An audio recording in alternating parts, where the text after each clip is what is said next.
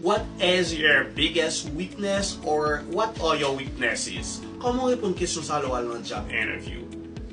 I'm gonna give you some tips to answer well.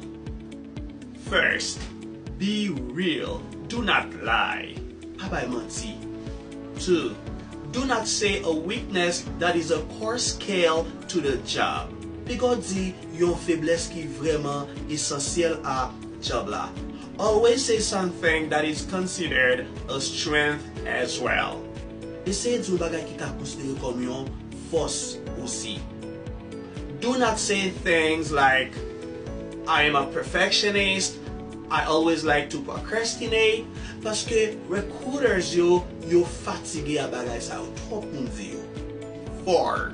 Always promise that you are working on it so that you can improve it soon. Okay, let's practice.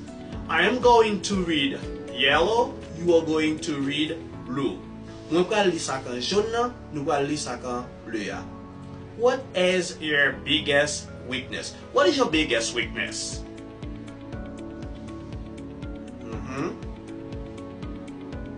Yeah, keep going.